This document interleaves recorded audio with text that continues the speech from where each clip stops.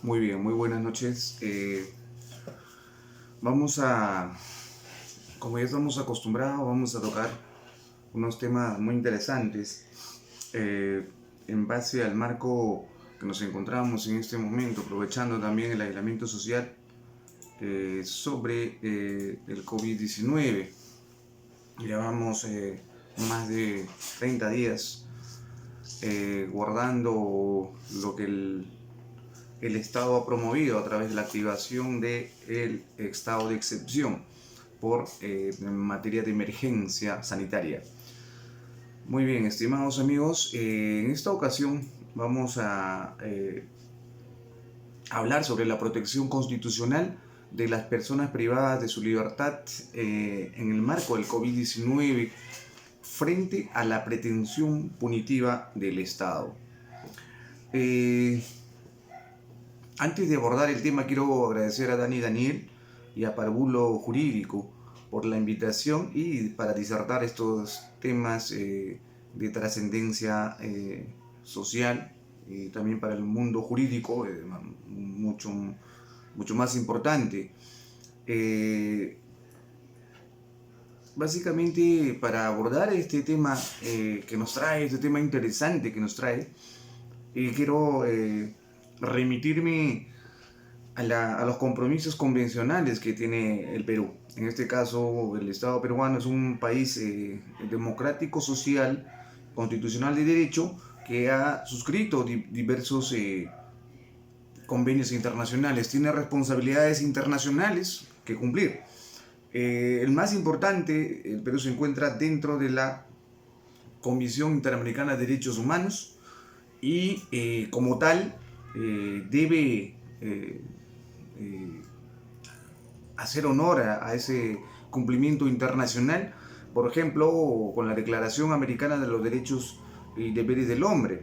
Dentro de ese catálogo de derechos y de deberes se encuentran derechos muy importantes como es la vida y a la salud.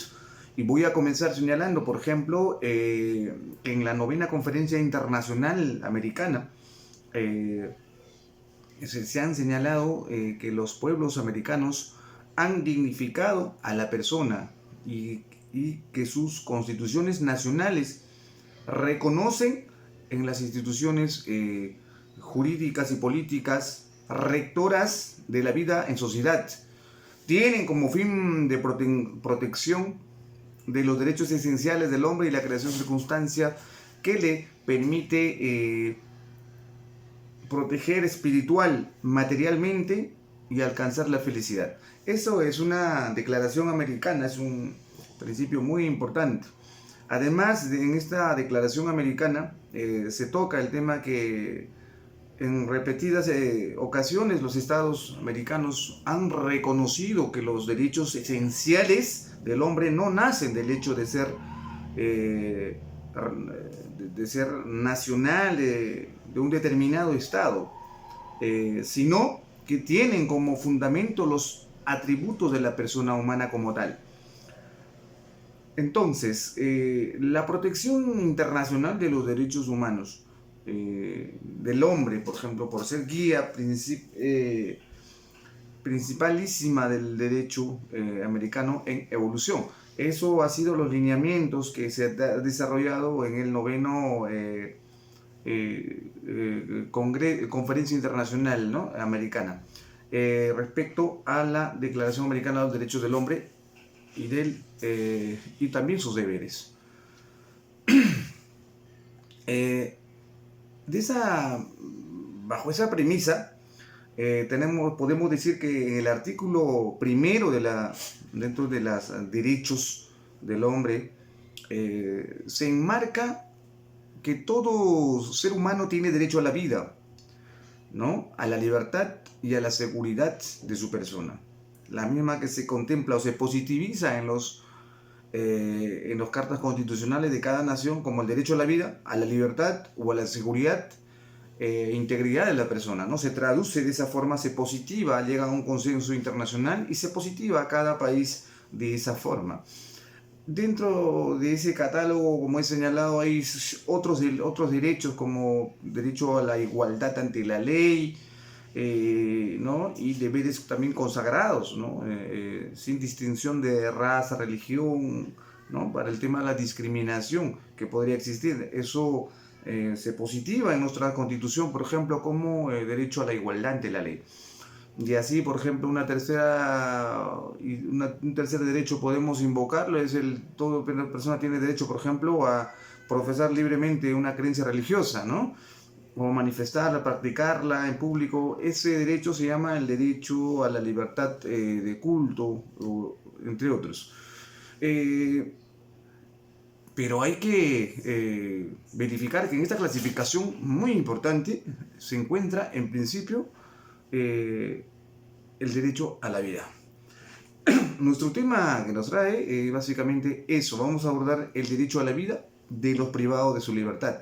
Antes de eso sugiero, voy a realizar una breve reseña sobre algunos parámetros convencionales internacionales que se positivan en nuestro país. También vamos a hablar sobre la pretensión punitiva del Estado, antes de llegar a los estamentos constitucionales eficaces para poder proteger la integridad física de los reclusos. El informe de la Comisión Interamericana de Derechos Humanos, por ejemplo, del año 2013, ahondando en el problema de los hacinamientos carcelarios, por ejemplo, recalca a las naciones en este primer informe de prisiones preventivas, el 30 de diciembre del año 2013, ¿no? El periodo de análisis temporal del presente estudio abarcó entonces, después de ese informe, el 2014 a 2017, que también se remitió un segundo informe ¿no? Refiriéndose al tema de las prisiones preventivas y su preocupación por este instituto jurídico procesal de privación de libertad gravosa, ¿no? Contra la libertad de las personas. En su informe sobre el uso de la prisión preventiva en las Américas, emitido el 30 de diciembre de 2013, como he señalado, la Comisión Interamericana de Derechos Humanos concluyó que el uso no excepcional de esta medida es uno de los problemas más graves y extendidos que enfrentan los Estados miembros de la Organización de Estados Americanos, de la OEA.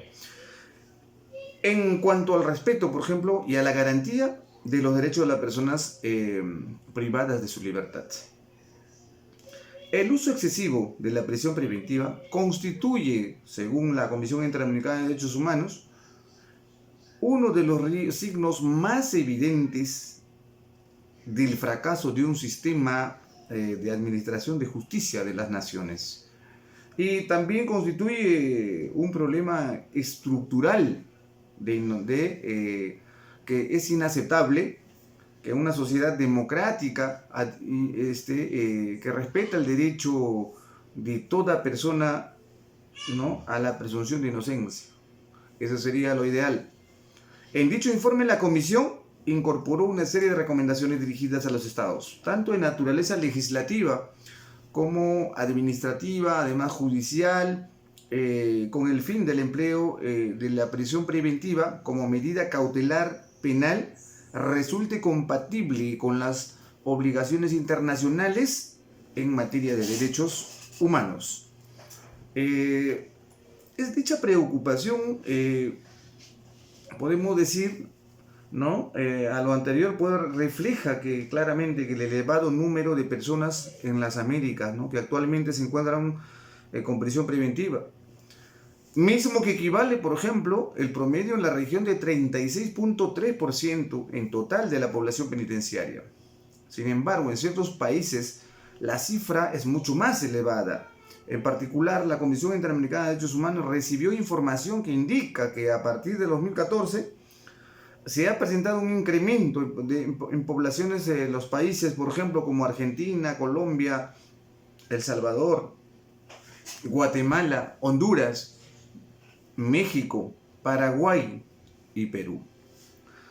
Al respecto, la Comisión reitera que un porcentaje importante de la población penal en detención preventiva resulta un hecho, dice, sintomático y preocupante que debe ser afrontado con la mayor atención y seriedad por los respectivos estados. Entonces la Comisión Interamericana de Derechos Humanos ha estado realizando ciertos lineamientos, ciertas recomendaciones a los estados, para no vernos como hoy, por ejemplo, dentro de un contexto inoperante ante la COVID-19 que atentaría contra la vida de los internos. Luego de haber brevemente tocado respecto a los temas convencionales, que incluso las recomendaciones por el uso y el abuso de la prisión preventiva que ya está trillado muchas veces y no hemos visto efecto alguno por parte de nuestras autoridades jurisdiccionales, toda vez de que obedecen, si bien obedecen a una política criminal que el Estado peruano y otras naciones le han catalogado como regla a la prisión preventiva, pero es desde el punto de vista convencional, desde el punto de vista de derechos humanos, es ilegítimo. Bien, las reflexiones sobre el uso, ¿no?, de abuso viene a ser a efecto también de que se tenga entendido de que las prisiones preventivas, al darse ese exceso de prisiones preventivas, se ha realizado un hacinamiento sobredimensionado de las cárceles peruanas, por ejemplo, en las cuales las cárceles peruanas, la mayor población de internos vienen a ser presos preventivos, presos que no tienen condena, presos que están sujetados a estar sometidos a la pretensión punitiva del Estado, para investigarlos, para procesarlos y para garantizar su presencia al momento de la condena, ¿no? Algo que en algunas décadas atrás era impensable, estas prisiones preventivas, ¿no? Normalmente las cárceles están hechas para condenados. En fin, entonces vamos a ver un poco la política criminal y la pretensión punitiva del Estado. La política criminal en los últimos años ha ido evolucionando en la legislación peruana, conocida desde la perspectiva crítica como expansión del derecho penal. El fenómeno más destacado en la evolución actual de las legislaciones penales del mundo occidental está en la aparición de múltiples nuevas figuras, incluso en algunos casos nuevos sectores de la regulación acompañado de una actividad de reforma de tipos penales ya existentes, realizada a un ritmo muy superior en las épocas anteriores, ¿no? Lo que estamos tratando de señalar son los tipos penales populistas, ¿no? En el campo, y es decir, por ejemplo, los cambios generados en los últimos años han traído consigo una mayor participación de la ciudadanía en las políticas criminales. Y la criminalidad es un problema de todas las sociedades. Todas las sociedades. Ello explica, por ejemplo, la internalización del derecho de las ciencias penales. Sin embargo, pese a la larga experiencia, ¿no?, con ese fenómeno, en ninguna parte se ha logrado, ni mucho menos reducir dicho fenómeno. La política criminal es muy cambiante. Existe un primer plano en el que se pretende la reintegración a la sociedad del autor. Por otro lado, se pretende hacer frente con firmeza también. De momento sí existe esta segunda tendencia, por ejemplo, para poder dar una buena impresión entre políticos y, ¿no?, a través de la sociedad, ¿no? Eso es lo que llamamos nosotros el populismo punitivo, ¿no?, la propaganda punitiva, que muchos políticos se valen para poder obtener incluso representación. Y la potestad punitiva del Estado como tal, si bien el Estado implementa una política criminal, esto es avalado de una potestad punitiva, el más conocido como el ius puniendi, ¿no?, del Estado. Entonces nosotros en esta charla lo que queremos es a comentar es sobre la potestad punitiva del Estado frente a los derechos fundamentales vigentes, ¿no? En fin, el discurso heredado de la Ilustración y el constitucionalismo, en adelante el paradigma clásico, puede resumirse de la siguiente tesis. Primera, que el ius puniendi es una fuente de peligro para los derechos fundamentales. Segundo, es necesario contar con arreglos institucionales para controlar ese peligro. O sea, por un lado, tenemos al ius puniendi como una fuente de peligro para los derechos fundamentales. Y por otra, necesario contar arreglos institucionales para controlar el peligro. Esos arreglos institucionales no es más que el límite. En fin, estas dos tesis, por ejemplo, presuponen una afirmación previa de la legitimidad del ius puniendi para el paradigma clásico. El hecho de que el ejercicio del ius puniendi se concrete inevitablemente en la afectación de intereses individuales fundamentales, por ejemplo, la libertad, la intimidad, el patrimonio y los sistemas jurídicos que no se someten a un principio de proporcionalidad exigente, incluso la vida, no implica sin más su ilegitimidad. El paradigma clásico es liberal, no anarquista. Desde ese punto de vista, esa afectación es legítima en la medida en que resulte necesario para mantener la vigencia de un orden normativo legítimo. Si no es así, estaríamos hablando de una ilegitimidad en cuanto a la aplicación del ius puniendi, sometiendo a derechos fundamentales. Pero la legitimación del ius puniendi es una legitimación provisoria. ¿Qué significa eso? No asegura, sin más, su legitimidad, sino que lo somete a una dialéctica de legitimación. En el marco de esta dialéctica, por ejemplo, el ejercicio del ius puniendi políticamente legitimado queda sujeto a estándares jurídicos de legitimación negativa particularmente estrictos. Estos estándares normativos forman parte del núcleo firme del catálogo de derechos fundamentales, y constituyen el marco normativo para el control judicial del ejercicio del ius puniendi. El habeas corpus, por ejemplo, es el arreglo institucional más obvio del control del ius puniendi, en la medida en que la privación de libertad es el modo primario de su ejercicio, tanto en lo que respecta a las normas punitivas como al proceso penal. La prohibición de la aplicación retroactiva de las normas punitivas desfavorables al destinatario, por ejemplo, y de la paquidad o indeterminación de su formulación son dos garantías fundamentales impartidas en el sistema jurídico, por ejemplo, norteamericano y puertorriqueño, los sistemas jurídicos europeo-continentales y los sistemas jurídicos ya asentados en sudamericanos.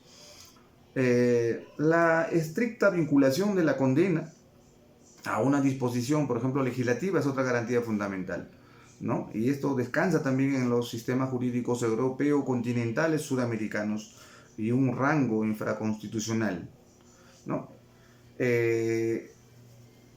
Dentro de las denominadas limitaciones del poder punitivo del Estado, tenemos que hacer referencia al hecho de que en ocasiones dichos límites se basan en el fundamento político. Es exigencia del Estado social de derecho, ¿no? Frente a otras ocasiones en las que el fundamento utilizado para marcar los mismos es funcional, por ejemplo. Se basa en la necesidad del derecho penal para proteger los bienes jurídicos más preciados. Por tanto, diremos que todos los principios que pretenden limitar al ius puniendi derivan de ambos fundamentos. Dentro de esos principios limitadores del ius puniendi, por ejemplo, encontramos al principio de legalidad, ¿no? El principio de legalidad defiende, por ejemplo, la garantía formal que obliga a que se cumpla la exigencia, ¿no? De lex previa, lex certa, ¿no? Y esta garantía del principio de legalidad tiene subgarantías, por ejemplo, ¿no? Dentro de ellos está la garantía criminal, o también denominado la nullo crimen sine lege, determina que no se va a poder castigar como infracción penal un comportamiento que no esté anteriorizado en la ley, ¿no? Y la segunda garantía sería la garantía penal, o también denominado nula pena sine lege. Hace referencia a que no se puede imponer una pena o una medida de seguridad si la misma no estuviese recogido previamente en la ley. El subprincipio o la otra garantía es la garantía jurisdiccional también, o también denominada nemo dametur nisi per legale judicium, que hace referencia a que son los tribunales de justicia preestablecidos los únicos que pueden imponer sanciones a aquellos que realicen comportamiento ¿no? considerado como delito por ley. La otra garantía sería la garantía de ejecución. Esta garantía determina la forma como se deben cumplir las penas. Entonces el principio de legalidad tiene otros subprincipios muy interesantes que deben también ser tomados en cuenta al momento de hablar de limitación del poder punitivo del Estado. Y otros principios interesantes también, importantes, el principio de intervención mínima del derecho penal o la ultima ratio. Hemos tocado dos temas atrás, hemos tocado sobre la intervención mínima o la ultima ratio. El principio de culpabilidad. Bueno, el principio de mínima intervención, por ejemplo, es a la mínima, un principio de que obliga en todo caso a que el derecho penal sea tomado en cuenta subsidiariamente, ¿no? Cuando ya todo las otras áreas del derecho hayan fracasado, o en todo caso el control social o informal hayan fracasado y el derecho penal llega como un remedio, en fin. Porque para mí el derecho penal no es la cura. Sobre el otro principio sería el principio de culpabilidad. Es importante porque este principio, porque hace referencia a que por un lado no hay pena sin culpabilidad y por otro que la pena no puede sobrepasar la medida de la culpabilidad. Tenemos otro principio, sería el principio de la personalidad, que denominado como principio de responsabilidad penal de los hechos. No se puede castigar a otro por la comisión de un hecho a otro ajeno. Y la responsabilidad del hecho también, ¿no? Que afirma que nadie puede ser castigado por su conducta de vida o forma de ser. Por ejemplo, si yo me peino para la derecha o me rapo el cabello, no puedo ser juzgado por mi forma de ser, sino tiene que la conducta que realizo para ser sujeto a una punición debe estar enmarcado no a características personales, sino a conductas contrarias, a actos realizados contrarios a la legalidad, en todo caso enmarcada dentro de un Estado de Derecho, lo cual se llama conducta prohibida, ¿no? El principio de culpa, de dolo o culpa. Este principio es importante, si bien no se recoge de esta forma en nuestros códigos, sin embargo, no es más que se denomina el principio de responsabilidad subjetiva, ¿no? Considera que para que alguien pueda ser sancionado por la realización de una conducta delictiva, el hecho delictivo de la persona haya realizado tiene que ser doloso, o sea, haya internalizado, o culposo a través de una imprudencia. Asimismo, podemos ver el principio de exclusiva protección de los bienes jurídicos. Exclusiva protección de los bienes jurídicos. Podemos decir sobre esto que implica que el derecho penal solo debe intervenir si existe una amenaza de lesión de peligro para un concreto bien jurídico protegido. Y el principio de efectividad, eficacia o idoneidad. para comprobar la utilidad de la idoneidad de una pena o una restricción de un derecho, habrá que constatar si es adecuada para conseguir el fin perseguido. En este caso, a esto podemos llamar merecimiento de pena, ¿no? Cuando se puede hablar sobre penas, sobre la penología, por ejemplo. El principio de proporcionalidad. El principio proporcional, para mí, considero, es uno de los principios, ¿no?, de bastante relevancia en el derecho penal, que sirve como límite de la potestad punitiva del Estado, de las autoridades judiciales, también en este caso, ¿no? Es necesario que la gravedad que motiva, por ejemplo, la pena del autor, resulte proporcional al hecho cometido, ¿no? Sirve de un graduador en este caso, de la dosificación de la represión estatal a través de la pena. El principio de proporcionalidad va a limitar los excesos. En fin. Otro principio sería el principio de humanidad, humanización, ¿no?, y de resocialización. Este principio es interesante porque este principio habla sobre ya abarca tanto un momento previo a la imposición de la pena, así como a su ejecución también. Este principio ha incidido sobre todo en las penas de privación de libertad. Por ejemplo, a través de la suspensión. Todavía es una cuenta pendiente el hecho de humanizar las penas largas o perpetuas. Lamentablemente todavía existen. Que se consideran inhumanas también, para atender a la destrucción de la personalidad. En todo caso, nuestra Constitución, en el artículo 2.1, en el artículo primero, ¿no?, resalta la persona humana y su dignidad es el fin supremo de la sociedad y el Estado. Y en el artículo 2.1 hace referencia sobre, en el título primero sobre la persona, los derechos fundamentales de toda persona, y uno de ellos es a la vida, a la integridad moral, física, psíquica y a su libre desarrollo. En España, por ejemplo, lo recoge como que en el artículo 1 también, que todos tienen derecho a la vida y a la integridad física y moral, sin que en ningún caso podrán ser sometidos a torturas, ni a penas, ni a tratos inhumanos o degradantes. Queda abolida la pena de muerte, salvo lo que pueda disponer las leyes penales militares en tiempos de guerra. Así dicen la Constitución española, por ejemplo,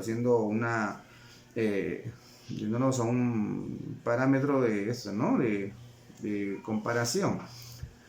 Más allá de las garantías anteriores, en mayor o menor medida susceptible de ser considerada como estándares formales, el desarrollo del marco normativo supralegal ha producido también en este ámbito el seguimiento de estándares materiales de control judicial del ius puniendi. La prohibición de penas crueles e inusuales, o penas castigos crueles, inhumanos, degradantes, o de otras de esas garantías fundamentales compartidas por todos el sistema, es el estándar mínimo. La necesidad de desarrollar el marco normativo supralegal, estamos recayendo en que se debe, antes de tomar una medida judicial, por ejemplo, verificar cierta ponderación constitucional al momento de aplicar las normas. Por ejemplo, cuando se trate dentro de la verificación constitucional o convencional sobre el derecho a la vida y a la salud, podemos primero desarrollar un concepto sobre ello. ¿Qué es la vida y qué es la salud? La vida, el derecho a la vida es el derecho a la existencia y acceder a una vida digna, ¿no? Es también uno de los derechos humanos más importantes, pues su goce es requisito indispensable para el disfrute de todos los demás. Si no tengo vida, no voy a gozar mis otros derechos, ¿no? Todos los seres humanos gozan de este derecho al momento mismo de la concepción. El Estado debe asegurar los medios para que el ejercicio del derecho a la vida se dé en condiciones de dignidad, dignos. Eso vamos a tocar al momento de hablar de nuestros detenidos, nuestros presos. Además, ¿en qué consiste el derecho a la salud? De acuerdo a lo señalado por el Tribunal Constitucional, el derecho a la protección de la salud comprende no solo el derecho del cuidado de la salud de la persona, sino también el acceso a condiciones mínimas de salubridad, a fin de vivir una vida digna. Así, se afirma que el derecho a la salud abarca, por un lado, la atención de la salud oportuna y apropiada, y por otro, a los factores que determinan la buena salud, tales como el agua potable, la nutrición, la vivienda y las condiciones ambientales y ocupacionales saludables, entre otros. Dichos derechos se estarán protegiendo dentro de las cárceles. Es nuestro también, hay que ponernos un poquito a razonar sobre ello, si se les está suspendiendo también ese derecho, ¿no? Sobre todo el de la salud. En fin, entrando a nuestro tema, amigos, una nueva forma, una nueva norma por la COVID-19 que se ha evidenciado en estas semanas es la liberación de deudores alimentarios, por ejemplo, ¿no? Pero hay que ponernos en la interrogante. ¿Será efectiva? Vamos a analizar el caso. Con el fin de reducir el hacinamiento en las cárceles del país, como medida de descongestionamiento también, y de abrir espacios para afrontar esta pandemia y cumplir así las recomendaciones del Organismo Mundial de la Salud, el Ejecutivo reajustó una ley, ¿no?, para permitir que los sentenciados por omisión a la asistencia familiar soliciten un cambio automático en su pena, si es que pagan la deuda y la íntegro de la deuda y la reparación civil.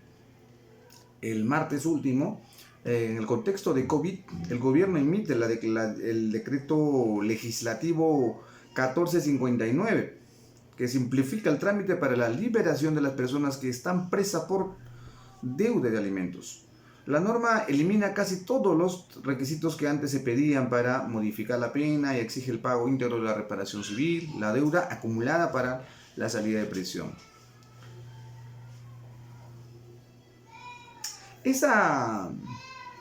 Vamos a ver que la omisión a la asistencia familiar en su modalidad de deuda de alimento era, al menos hasta diciembre de 2019, el 11º delito por el que más personas se han ido a prisión en el Perú, ¿no? De acuerdo con la cifra del Instituto Nacional Penitenciario, en aquella fecha un total de 2.821 personas estaban internadas en las cárceles de un país por este ilícito. Desde ellas, 1.754 tenían una sentencia dictada y 1.067 personas afrontaban sus procesos en reclusión, o sea, tenían prisión preventiva. Un día después de que se publicara el decreto legislativo 1459, el Poder Judicial aprobó, fechas anteriores, aprobó resolución administrativa para habilitar estos trámites de conversión de pena, ¿no?, en los órganos jurisdiccionales de emergencia del país. Esta directriz se basa en que una norma anterior, el año, no recuerdo si era a principios de año, ya disponía la reducción de requisitos para la excarcelación de sentenciados por omisión a la asistencia familiar. O sea, ya estaba normada, ¿no? En todo caso, esto el decreto legislativo seguía por el tema de COVID-19. Sin embargo, vamos a seguir analizando el tema concreto. Con este dispositivo legal dictado recientemente, el gobierno supuestamente busca disminuir el hacinamiento desmedido de los penales. Un problema que ahora representa es un escenario de riesgo, ¿no?, para el disparo del contagio como foco en efecto del COVID-19. Precisamente su disposición complementaria de esta ley establece que en lo que dure la emergencia sanitaria a nivel nacional, esta conversión de pena únicamente requerirá el pago de la deuda y la reparación civil. Somos de la opinión que es una buena medida, pero a la vez compleja. Y pone una alta valla a los encarcelados por este delito de omisión a la asistencia familiar, el artículo 149 del Código Penal. ya que su condición jurídica justamente radica en la imposibilidad de haber pagado, de haber cancelado la deuda, ¿no? No obstante, el gobierno adopta un reajuste como medida de descongestionamiento de las cárceles, pero se olvida que el tipo de delito de la asistencia familiar esto también nos haría suponer, normalmente se desarrolla son por deudas, el delito de omisión a la asistencia familiar. Siendo eso el escenario, nos haría suponer de que se tendría que solicitar el pago de la reparación civil a todos los internos antes de su liberación. O sea, ya estamos condicionando un derecho fundamental con un tema casi administrativo, que es el cobro de la reparación civil. Una medida incongruente, a mi parecer, con el contexto en que vivimos. En este momento, por el aislamiento social, nadie está trabajando. Al no existir forma de afrontar económicamente este dispositivo, será un saludo a la bandera. Eso pensamos, no habrá cumplido sus efectos esperados. Por ejemplo, considero que la libertad no debe ser condicionada a un pago dinerario. De ese punto de vista, y si hay incluso una colisión del principio de no incriminación por deuda, ¿no? No puedes condicionar la libertad, en todo caso, por pago alguno. Menos en esta situación de COVID-19, es incongruente, es abusiva, es una ley que en realidad sí ilusiona a los detenidos, pero sería imposible que puedan pagar la completa deuda. Bien, la protección constitucional en las personas privadas de su libertad. ¿De qué forma se puede proteger? Dos formas, vía habeas corpus y mediante mecanismos procesales propios de la jurisdicción ordinaria, por ejemplo, la cesación de la prisión preventiva. Esta última ha sido incluso ya aplicada por un colega. Vamos primero por lo que nos ocupa también, de acuerdo al orden, y es que uno de los mecanismos constitucionales viene a ser el habeas corpus correctivo. El habeas corpus correctivo que se aplica, que se puede invocar para personas que se encuentran recluidas y que se le han limitado ciertos derechos dentro de del penal, o sufren abusos, traslados, la misma que se puede invocar ante un juez a efecto de que se corrija. Y ¿desde cuándo tenemos a este habeas corpus correctivo? ¿Desde cuándo se empieza a clasificar los habeas corpus? Porque se entiende que anteriormente no existían la clasificación o la tipología de clasificación. Si bien el Código Procesal Constitucional que sale en el 2004 ya lo clasifica en todo caso los derechos protegidos, pero no había una clasificación, una tipología de habeas corpus. El Tribunal Constitucional, en el caso Eleovina Aponte Chuquihuanca, en el expediente 2663-2003, el proceso de habeas corpus, realiza esta tipología, ¿no? El fundamento jurídico número 5 realiza esta clasificación tipológica del habeas corpus, que previamente el procesalista Néstor Sagües, argentino, había ya trabajado en ello. Esto se realiza justamente antes de la vigencia del Código Procesal Constitucional mediante la Ley 28.234, ¿no? Entonces hay que tomar en cuenta que la sentencia de Eleovina Mabel Chuquihuanca es que genera la tipología. El Tribunal Constitucional trabaja en base a ese caso en adelante para dar solución, ¿no?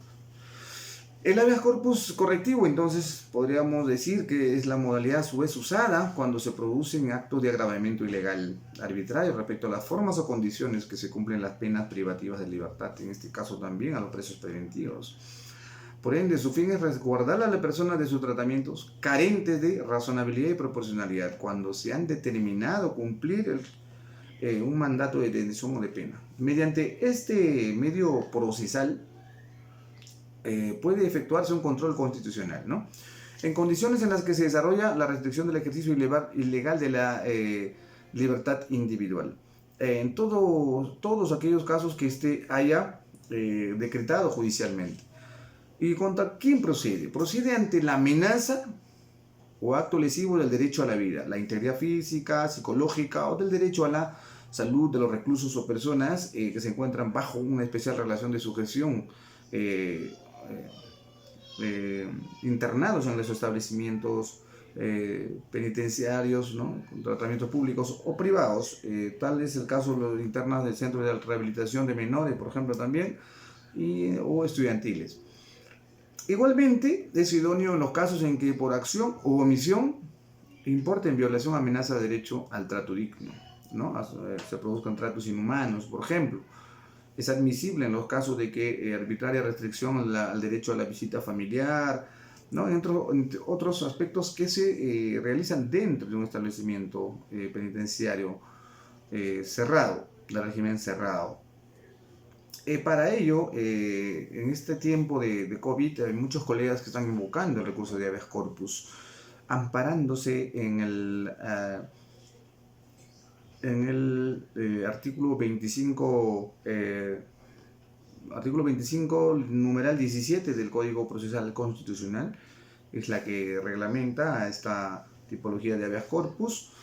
Si bien el habeas corpus, su naturaleza primigenia del artículo 200, inciso primero, es básicamente a la protección de la libertad o conexos a ella. Sin embargo,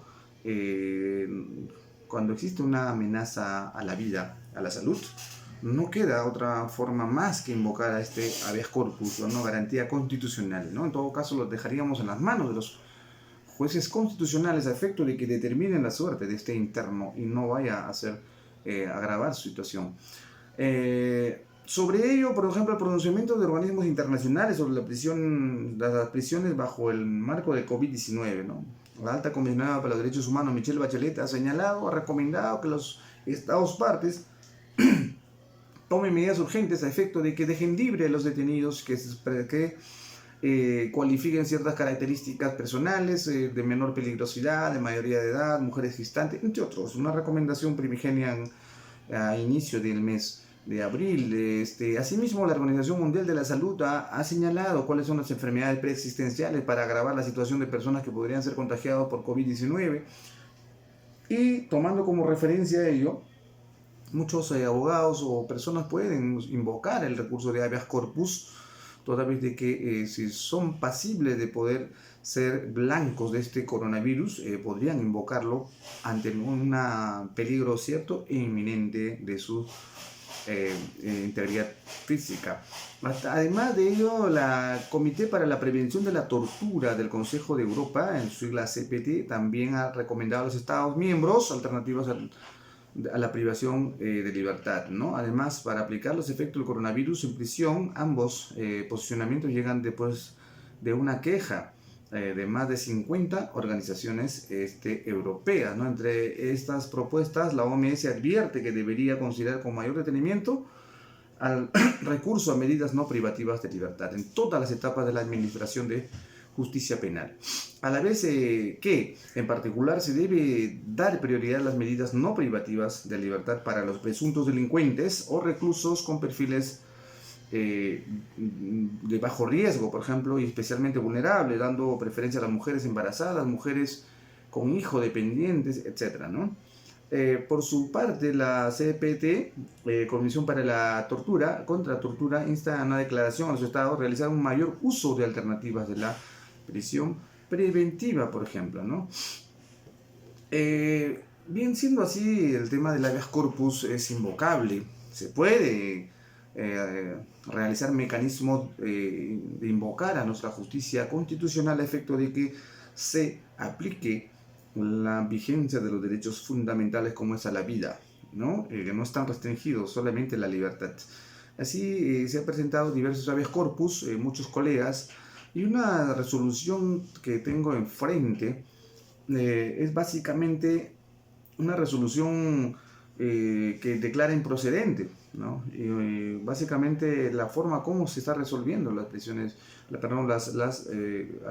demandas de habeas corpus, ¿no? Por ejemplo, el favorecido tal, ¿no? Con documento tal se encuentra privado de su libertad en establecimiento penitenciario de tal, ¿no? Puesto que ha sido dictado prisión preventiva en su contra, ¿no? por delito tal, en fin, ¿no? En fin, viene cumpliendo la medida coercitiva personal de prisión preventiva, ¿no? Todo ello debido a que las condiciones carcelarias no tendrían, por la invocación, no tendrían garantía ni condiciones necesarias para poder cumplir el mandato de detención. Eso es el fundamento del juez, existiendo de esta manera un claro peligro cierto e inminente, amenaza que, que pueda contagiarse del COVID-19. Si bien el tenor de la demanda, no se atisba ni menciona en el beneficio, estaría delicado de salud o similares, ¿no? No es menos cierto, ¿no? Siendo el deber de los, dice el de los litigantes o abogados, en el caso de los procesos constitucionales, presentar prueba mínima, ¿no? De su enfermedad. En fin, además señalar que la implementación de medidas, ¿no? Medidas de bioseguridad, por ejemplo, que el Estado realiza a través de la transferencia dineraria, dice, del Instituto Nacional Penitenciario de más de 10 millones de soles, en el decreto de urgencia 029/2020, coligiéndose de esta manera la voluntad, dice, de accionar del Estado para otorgar las condiciones óptimas para la reclusión de los internos. Aunado a lo antes expuesto, también se debe ponderar que el INPE, a través de su comunicado 012-2020, ha señalado un plan de contingencia para controlar la propagación del coronavirus en los establecimientos penitenciarios, procediendo a acciones de fumigación, limpieza, desinfección de las instalaciones. En este sentido, es importante señalar que toda persona recluida en un instituto penitenciario INPE le asiste derechos reconocidos por nuestro ordenamiento jurídico, siendo uno de ellos la atención médica, así como las garantías necesarias para un cumplimiento acorde a la necesidad de todo ser humano. Y bien, el recurrente solicita se disponga el beneficio, asume su aislamiento obligatorio en domicilio por señalar. No es menos cierto señalar que todo lo alegado por el accionante relacionado a mejores condiciones carcelarias debe ser la autoridad competente, dice, ¿no? En lo cual, conforme al Código de Ejecución Penal, se encuentra facultado para dirimir las controversias como la presente, el Código de la Ejecución Penal, coligiéndose, por ejemplo, ¿no? Nombra artículo 7682, el Código de Ejecución Penal, coligiéndose en ese sentido, sin perjuicio de todo lo expuesto, desavenencias planteadas por el actor, constituyen facultades propias de la autoridad administrativa, en donde acciones tendrán a cuestionar bajo el razonamiento correspondiente al legado que le implica el propio trámite de jurisdicción administrativa, ¿no? Y declara improcedente. Bajo esa resolución que están emitiendo los habeas corpus, los jueces penales son competentes en primera instancia en resolver materias constitucionales como el de habeas corpus, no estamos de acuerdo. No estamos de acuerdo en el tema de que el juez advierte, el juez acepta que hay un peligro cierto e inminente. Pero lo que excusa es que el Estado haya dotado de 10 millones de soles a efecto de recién fumigar, recién limpiar, ¿no? En una superpoblación carcelaria que existe, habrá forma de controlar una vez propagada. Además señala de que el derecho a la salud está garantizado, ¿no? Porque dice que el Instituto Nacional Penitenciario garantiza la dotación de asistencia de salud y hay que invocarlos al INPE. ¿Será necesario tener una enfermedad preexistencial para solicitar una habeas corpus de esta naturaleza? No lo considero. ¿Por qué? Porque se ha dado que el COVID-19 no ataca solamente ni a gorditos ni a flaquitos, ataca en general. Ahí existe mayor peligro de subidas en las personas que poseen enfermedades preexistenciales, pero el ataque del virus es a cualquier persona, incluso niños, jóvenes, hay fallecidos de todas edades. Por eso creo que es legítimo la solicitud, la demanda, debe ser invocada, debe ser apelada y debe ser llevada, si es posible, hasta hasta el Tribunal Constitucional bajo un agravio constitucional. Por último, hasta un tema convencional, una demanda a la Corte Interamericana de Derechos Humanos, toda vez de que la motivación que dan los jueces penales es básicamente protegiendo una política criminal a espaldas de derechos fundamentales. El juez es quien debe